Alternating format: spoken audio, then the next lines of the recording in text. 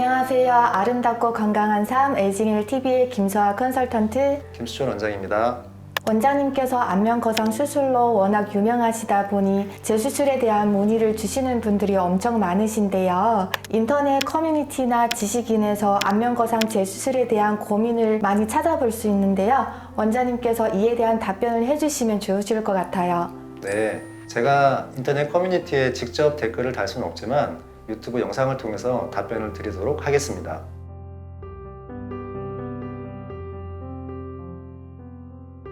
안면 거상 재수술에 대한 질문을 주셨는데요. 재수술에 대한 걱정이 많으시다 보니까 회복 기간이나 효과, 재수술이 가능하신지에 대한 질문을 주셨어요, 원장님. 재수술의 경우 실제 수술의 난이도가 약간 더 높은 것은 맞습니다. 정상적인 해부학 구조가 약간 엉켜있는 상태이기 때문에 정확한 피부층과 근막층을 분리하는 데 있어서는 첫 수술보다는 약간 더 어려운 것이 맞고, 그러나 회복 기간에 있어서는 실제로 큰 차이는 없습니다. 회복 기간이라는 것은 수술 중에 출혈과 또 붓기에 의해서 결정이 되는데, 재수술이라고 해서 실제로 출혈이 더 많거나 첫 수술보다 더 많이 붓거나 하진 않기 때문에 큰 차이는 없다고 생각하시면 되겠습니다. 원장님, 다음은 흉터에 관한 질문인데요. 재수술을 하시게 되시면 흉터가 더 심해지나요? 실제로 첫 번째 수술 때 흉터의 위치가 눈에 잘 띄거나 흉이 좀 과하게 남거나 하는 경우에는 오히려 그 흉을 덜 보이게 하면서 치료를 할 수 있기 때문에 실제로 안면거상 재수술을 하면 무조건 흉이 더 심해지는 것은 아니다라고 말씀을 드릴 수 있고, 첫 번째 수술에서 흉터가 비교적 깨끗하게 잘 남아있는 경우에 그 절개선을 그대로 잘 이용해서 수술을 해주고 정교하게 봉합하면 첫 번째 수술과 큰 차이 없이 흉이 남을 수 있기 때문에 흉터는 특별히 더 심하지 않게 수술을 할 수가 있겠습니다. 첫 수술 후 칼기 같은 부작용이 있는 경우가 많은데, 재수술을 하면서 이런 칼기 증상을 동시에 교정하면서 재수술을 진행할 수도 있습니다. 그러면 재수술에 관한 흉터 걱정은 안 해도 되겠네요. 네, 그렇습니다. 다음 질문입니다. 미니 거상이나 미니 리프팅 한 후에 나이가 좀 더 들어서 안면 거상을 하게 되면 재수술로 들어가나요? 재수술로 들어가면 비용도 2배라 애초에 안면을 해야 할지 고민이에요, 원장님. 실리프팅 또는 미니 거상 등으로 수술을 한 후에 나이가 들어서 전체적으로 안면 거상을 할 때 그것이 재수술인지 여부에 대한 질문을 먼저 주셨는데, 실리프팅 같은 수술은 실제로 절개나 피부와 근막의 박리가 들어가지 않기 때문에 두 번째 수술하는 안면 거상은 재수술로 분류가 되지는 않는 것이 맞겠고, 그러나 미니 거상이라는 수술은 실제로 피부의 절개와 피부 및 근막 박리가 넓은 면적은 아니지만 이루어지는 수술이기 때문에 다시 안면 거상을 할 때는 재수술로 분류되는 것이 맞겠습니다. 두 번째 질문은 처음부터 미니 거상을 하는 게 좋은지 안면 거상을 하는 게 좋은지 라는 질문을 주셨는데, 정답은 없는 것 같습니다.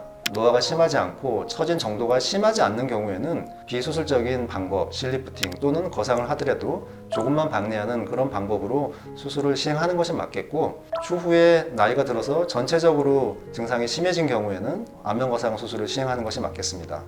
다음 질문입니다. 거상 수술하고는 싶은데 재수술이 어렵다는 이야기를 들어서 솔직히 고민됩니다. 제가 피부가 얇은 편이라 주름이 많이 깊게 생기는 편이거든요. 피부가 얇고 주름이 많으시는 경우 재수술이 효과가 떨어지는지 유지기간이 길지가 않는지 궁금하신 것 같아요. 금방 다시 또 증상이 생겨서 재수술을 해야 되지 않을까라는 걱정에 대한 질문입니다.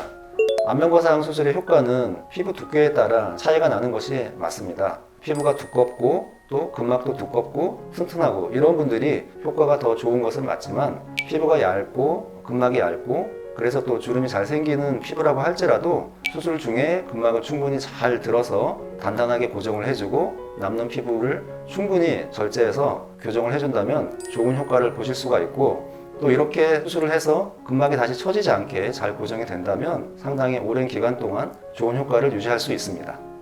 다음은 부작용에 대한 질문인데요. 부작용 중에 안면마비, 피부 괴사, 입이 삐뚤어짐 등이 쓰여 있다고 많이 걱정을 하셨는데요. 혹시 이러는 경우가 얼마나 있는지에 대한 질문이에요, 원장님.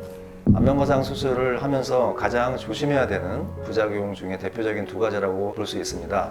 먼저 신경에 대한 부분부터 말씀을 드리면, 근막을 박리하는 과정에서 신경의 일부 가지가 손상을 받는 경우도 생길 수가 있습니다.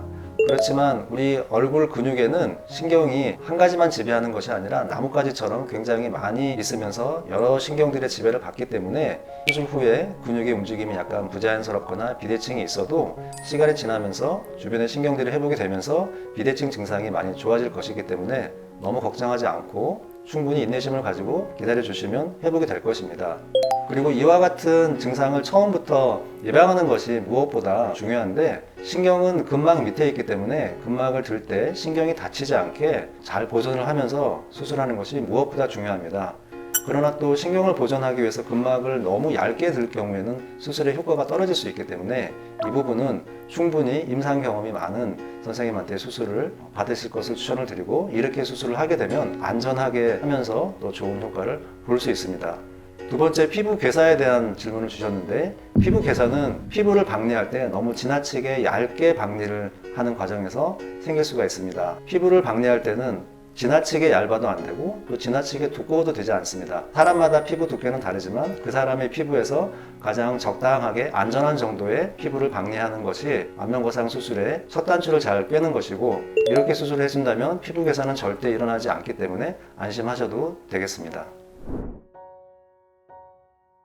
이상으로 안면거상 재수술에 대한 다양한 고민들과 궁금증들을 살펴봤는데요. 역시 안면거상 재수술은 난이도가 높은 수술이기 때문에 숙련도가 높고 경험이 많으신 원장님께 받으시는 게 무엇보다 중요한 것 같습니다. 네, 그리고 환자마다 증상이 모두 다르기 때문에 병원에 꼭 내원하셔서 직접 진찰을 받으실 것을 권유드립니다.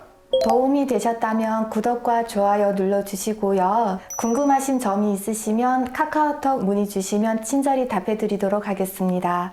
이상으로 에이징 L의 김서아 컨설턴트 김수철 원장이었습니다. 감사합니다.